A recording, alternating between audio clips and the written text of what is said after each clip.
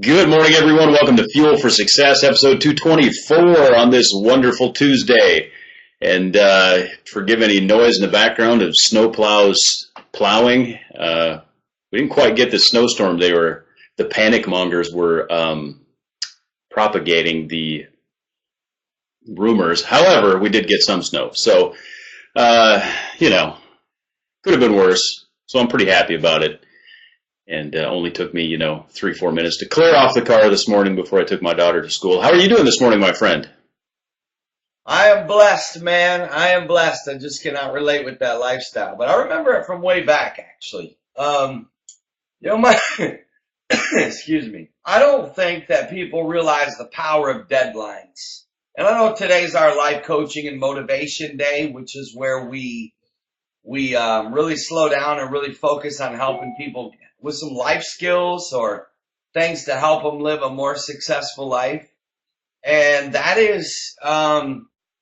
A lot of times, we'll say, I got to clean the garage, or I got to write my book, or I've got to go and, paint the bedroom, or whatever it is, right?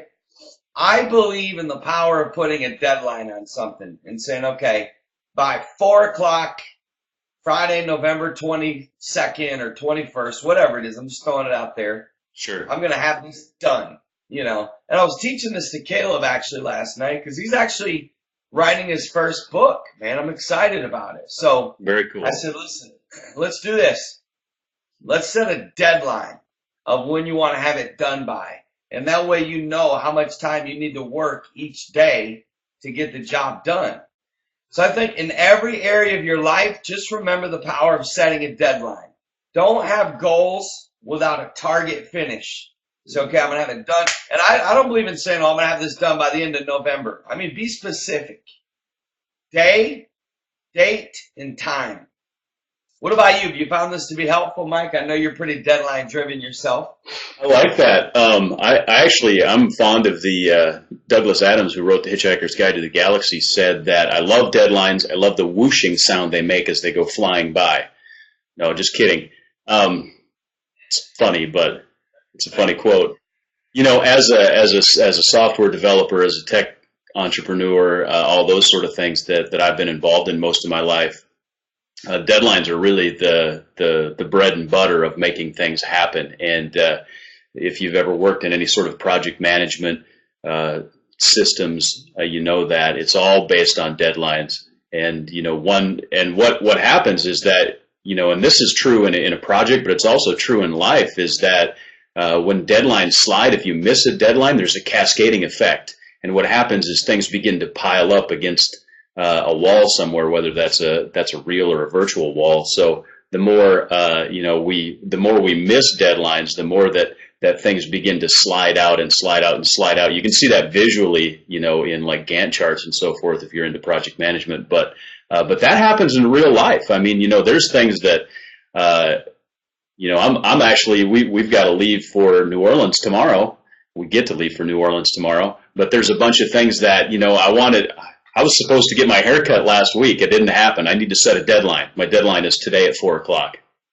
So there. But all these things, these small things in life, they pile up because they keep getting pushed back and pushed back and pushed back because of missing the deadline. And now we've got like this huge ball of stuff that has to be done before this immutable deadline, this deadline that can't be moved, which is my flight out. See what I'm saying? So the more you can space those things out, you actually remove stress from your life. I was telling somebody in life coaching, a one-on-one session this last week, I said, look, the more that you can treat your priorities, your actions, your daily actions like a flight, because we know the pain of missing a flight. We know the pain of like, okay, if Southwest says this flight's leaving at 3:35, then you know the process. You've got to get there at least an hour and a half early, at least, or maybe an hour early. Get your bags checked in, go through security, and be there on time for the flight.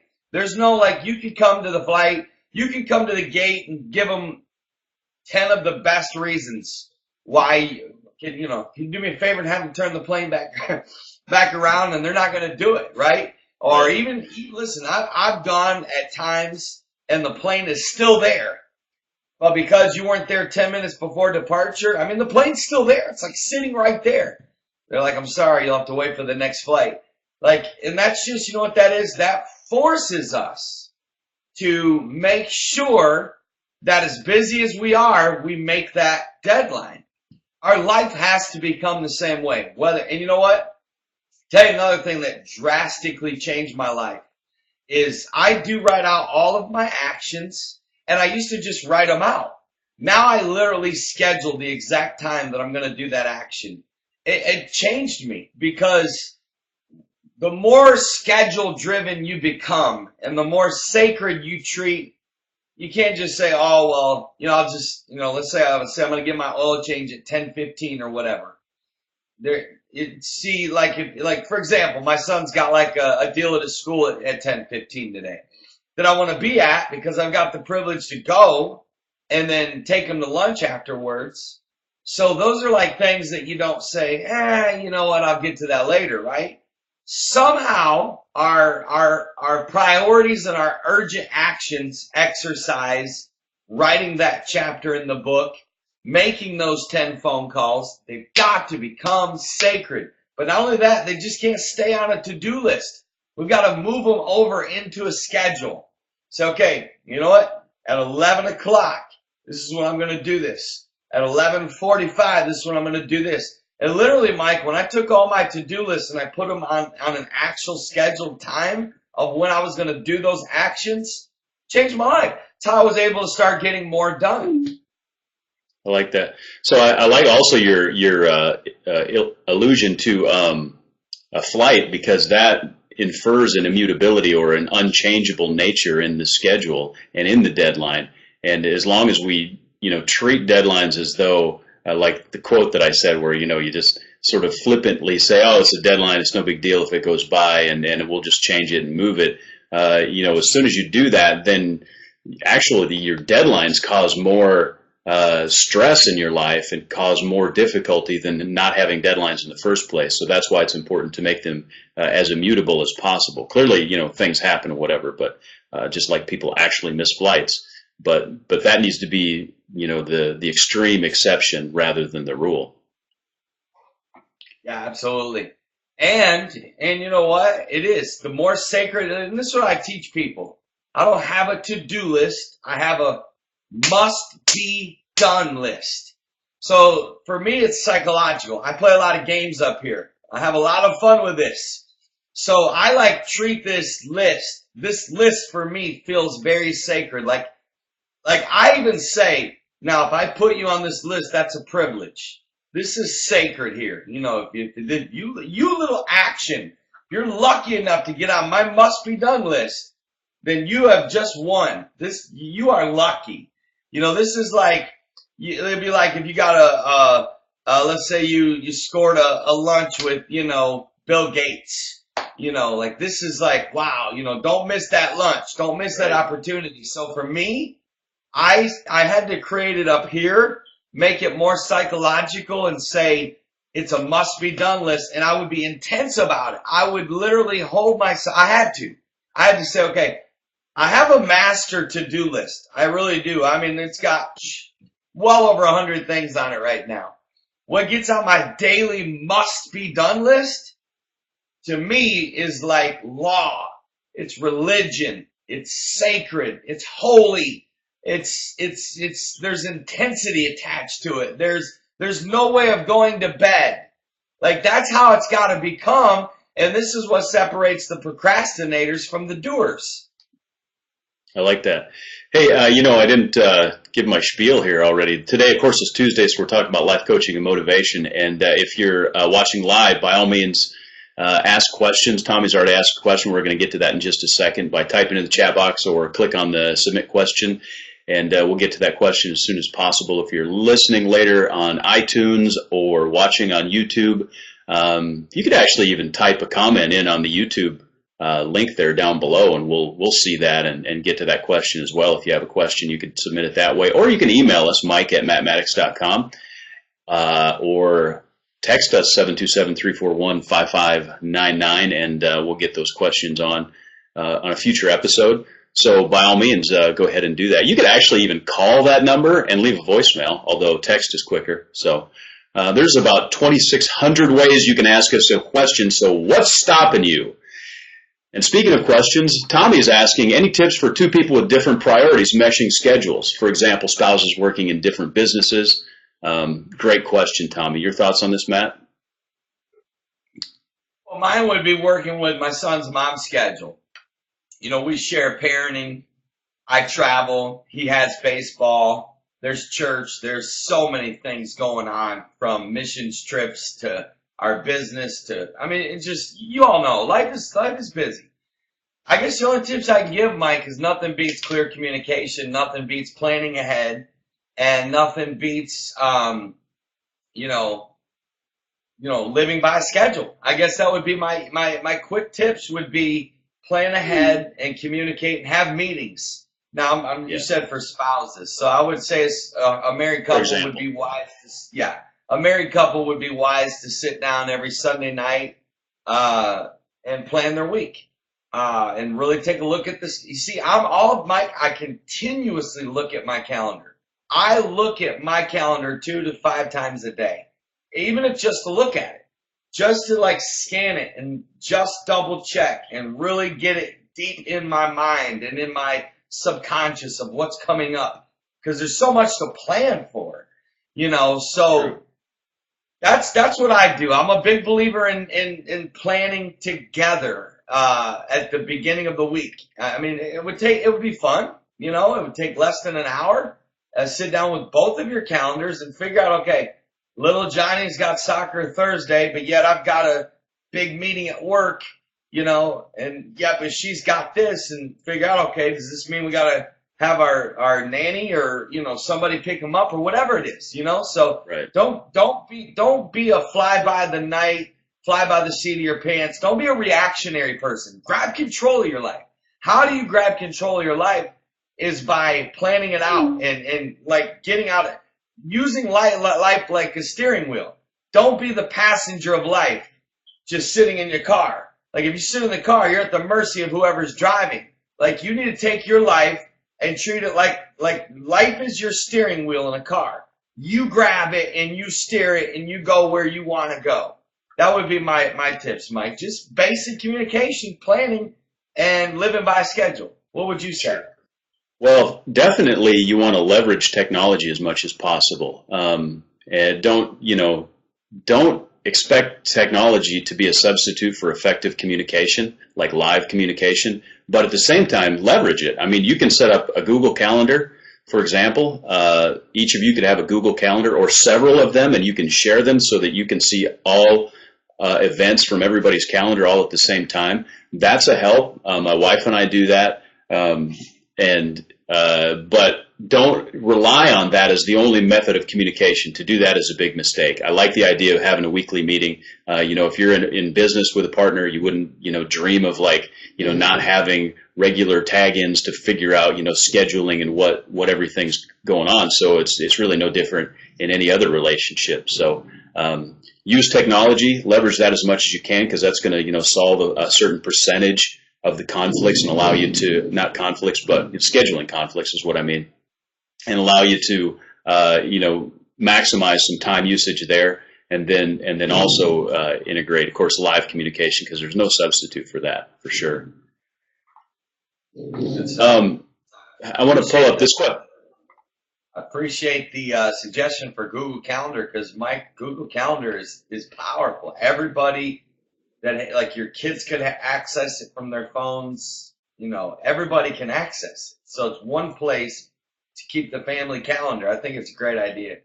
Right, and we have, like our church has a Google Calendar that they keep all the scheduled stuff on. So, I can show that all at the same time. And I have like my personal calendar, my business calendar, my other business calendar, my other business calendar, then the church calendar, then, Carol's calendar, and all that all at once, so I can see it all at once in an agenda view or a calendar view or whatever. So why not, use technology as much as you can.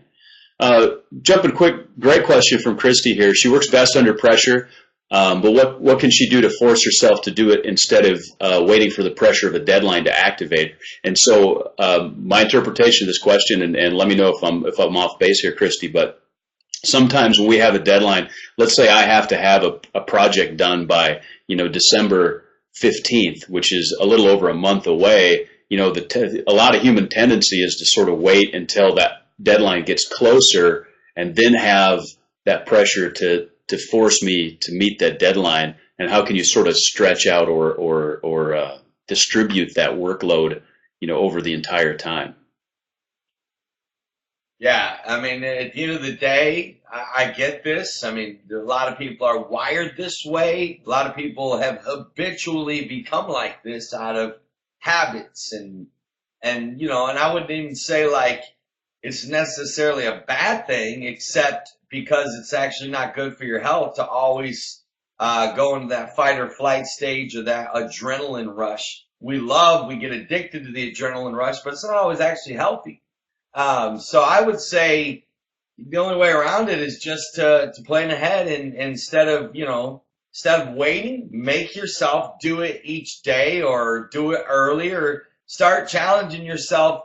Move the deadline. Let's say the boss gives you a deadline to have it done in 2 weeks. Make yourself get it done a week. Like get after it right away. Start now. Like I've learned the biggest way to overcome procrastination is to start something right now. Like literally do it right now. Like, my son, the process of writing a book, you know how he got started? He said, Dad, I've really been feeling something inside that I need to write a book. And I said, okay, let's do it right now. Like literally right now. Let's go. I want you to literally make yourself sit down and write the first chapter. And you know what? Yeah. Getting in that flow, boom, it gives you this momentum. And a lot of times what people do is they wait and they wait and they wait and they wait. A lot of times that's either out of fear, it's out of just, knowing, I'll get to that later. Maybe it's not as much of a priority. But seriously, like sometimes the best thing to do, like people that want to exercise, go now. Like as soon as we're done, you want to start juicing, good, start today. Like I have this friend that was always going to lose weight on Monday. And I'm like, no, now, today. Yeah. So hey, there's some techniques and some tricks that I've learned in software development and project management that can probably apply to this situation that help us, not to procrastinate. And one of the things is to set milestones. And basically all setting milestones does is sort of breaks out that deadline into smaller deadlines. And so when you get those, instead of a 4-week project, you break it into 4 1-week projects, that'll help you distribute that workload throughout the time span. So using milestones or using, I wouldn't call it artificial deadlines, but smaller deadlines can help like motivate you, avoid that procrastination effect. And in a fairly new advance in software development is agile development. We've actually in software development understood the natural tendency of human beings to procrastinate. And so rather than having this old waterfall method of development, we now use sprints and understanding that people actually are more effective when they work in these more intense, focused, short-term, goal-oriented sprints rather than, we have 6 months to finish this project and so go work on it. So breaking that into smaller bite-sized chunks can effectively help you avoid that procrastination effect. Mike, we have a deadline coming up. It's called Christmas Day. So here's your first opportunity, my friends, to get out ahead a little bit and really don't be stressed this year. Mike, we should do a show next week on how not to let the holidays stress you out. That's a great idea. Not supposed to be a time of stress. So that's number one. Number two, to all you men out there, you got a deadline coming up, and it's called Valentine's Day. If you spent 1 hour a week just sitting down on a piece of paper and thinking about Valentine's Day, you would have the most creative, romantic ideas come to you rather than waiting the week of and being like, okay, what do I do? Because you can't think creatively in stress. In the moment of pressure, your creativity juices are stifled. The more that you can sit back in your mind and look way ahead, the creativity will come to you, rather than just saying, waiting until that last minute. To me, Mike, I don't know why we don't. That's why I said I look at the calendar continuously. makes a big difference when you're able to really sit back and look at things as far as your creativity as well. Not just in getting it done, but in being creative and more efficient. And I like the comment Tommy said. And Tommy, that's just sometimes that's hard to deal with, man. And there's really no way around that because it's your boss other than, is he saying that his own business or is it just his boss inflicting deadlines that are unreasonable or his business does? The nature of the business. No, he works in a business that does that. So Tommy, for those listening on the podcast, he's saying that he works in a business with a lot of deadlines, and usually they're missed because they're unreasonable deadlines, which causes an attitude of apathy. Really, people then they don't care, and that's a problem. That's one of the reasons you need to make your deadlines reasonable. You need to look at it, evaluate it, make it. And sometimes, deadlines are artificially imposed or, just placed arbitrarily. And in those cases, you need to be very careful that they're reasonable. Sometimes they're from external influences. You can't do anything about it, right? Like you have a client that says, look, we need this done on this date. You're like, you got to freak out and struggle to make it happen. But I think the lesson here and the thing I was actually going to pull this out too is that you want to make sure that your deadlines are reasonable. Unreasonable deadlines lead to, really apathy. Yeah. I was going to say, does it regarding Christmas shopping? We'll talk about it next week. We'll definitely do that. But what about the guy like me that actually enjoys Christmas shopping on the 23rd of December? Yeah, I like it too because of the vibe, the energy. I love all the people. I mean, for me, I like it for different reasons. I'm assuming you're the same way.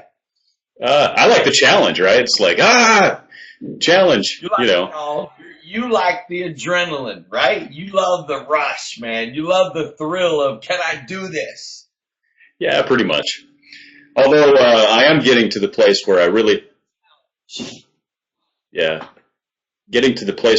love Amazon, in October. That's a great way to Christmas shop. So. Yeah. It is. It's changing, man. This is good stuff, guys. We hope this helps you because at the end of the day, this is going to be the difference between you being happy. This is going to be the difference between you having more energy, getting more done, having more time with your family, making more money, having more success, and having one thing that all of us crave, and that's freedom. And friends, you got to get your freedom back. I mean, I know a lot of people, Mike, that do not live life on their own. To me, if you ask me right now, what's one of the greatest tragedies is people that don't live life on their terms. There's a lot of people that I know that I coach that do not live life on their terms, whether it be their schedule, whether it be their time, whether it be just everything they do, they're at the mercy of everyone else. And it's like quicksand. I mean, before you know it, you're in so deep and people have gotten into this, whether it's people pleasing or whether it's not having the ability to draw boundaries or say no or literally demand more, you know what I'm saying, or have a higher self-respect. All of these things play into it leads you to where you literally lose your freedom. Like you're driven, your schedule is driven by pleasing everybody else. Mike, there's a lot of conferences that I don't go to that displease people. Literally, I get texts. I get, friends and people call me out on Twitter. And it's not that I'm above going to them. It just doesn't fit into my long-term mission to stop and go to like everything that shows up, and that's right. Living life on your terms. And I believe God wants us to do that because at the end of the day, we only get a certain amount of time. And the Bible actually teaches us to redeem the time. So we've got to be fierce about time. And you can't allow yourself to be at the mercy of everyone else's opinion of how you think you should live your life or how you should, well, I think you should have been here, Matt. Well, I appreciate that, but I'm not coming, Yeah. I'm sorry. You know what? There's two things in your life that you need to take control of, and everybody else around you will try to tell you how to manage them, and they are so vitally important. One is like your checkbook, and the other one is your schedule. And those two things, like where you send your money and where you send your time, Because, well, here's the thing. Just like Dave Ramsey says, if you don't tell your money where to go, your money will tell you where to go, basically. And it's the same with your time. So you have to control those, and you have to direct your money. You have to direct your time. And if you don't, it's going to control you, and you're just going to be dragged around by your nose, like wherever other people's whims and your life's going to be chaos. Yeah. And Mike, if you watching this Fuel for Success, if you have to have everyone like you, and it's hard for you to say no, you're really not going to enjoy life the way you're supposed to. Really, living your life trying to make everybody happy it's literally spiritual and happiness suicide. It's death. I mean, there's just no way to do it. And I know too many people, Mike, that have what we call addiction to please. Right. Like they have approval addiction. They've got to have everyone like them. They got to have everyone's approval. And at the end of the day, that's going to sabotage your success and your future happiness. It's not worth it. It's not worth giving that up. It's not worth losing your freedom and your own willpower and your own freedom to choose. Like, not even God conflicts with human will. Like, that's the greatest gift God gave us, was the ability to choose. I mean, God, divine creator, my friends, God, who literally owes no explanation and needs no permission for nothing. He created us with the ability to choose. That's a God-given gift. And when you forfeit that gift, you're messing with creation and God's idea. It's good. Hey, on the flip side of that, also, don't be the person that's looking at what other people are spending their money and their time on and being judgmental about it. Don't be that person. Because here's the thing, it's so easy, and I've been on the receiving end of this, of people making judgments about, for example, how I spend my money in times of difficulty and whatever. And it's so it's a trap, right? You think you understand what somebody's going through. You think you understand what their life is like. You think you understand what their finances are like, and you think you understand how they're, and I see it all the time. Like, people be like, oh, I can't believe he spent money on that, or oh, I can't believe he's doing that and spending his time with that. And you sort of touched on it, people asking you about why you don't go to this, why you don't go to that, where you spend your time, where you spend your money. Don't be that person that's looking at it and trying to pick that apart, because you don't have any idea. Like, literally, you could spend a week with me, like, next to me 24/7. You could spend a week with me and still not know like 10% of my life. And it's the same if I spent, a week with someone else. So it's like, to try and like assume that you know what's going on in somebody's life and assume that you can make a judgment about where they're spending their time or spending their money is so presumptuous. And you're really usurping, the authority of God, because God gives us free will. You're going to tell me that I don't have the free will to, take my wife to dinner when, whatever. It's like, seriously? Yeah. Sorry, my Mike, over. What you just said is so powerful. It's a mark of maturity. It's gold. And it's something that all people have to grow in, because Mike, when you do this, when you look at someone, the way they spend their money or the way they spend their time, and you assume, you literally are coming from a place of insecurity and judgmentalism and really small-mindedness. Right. And really, it's not healthy. It's not, you're actually sabotaging your own success when you do that.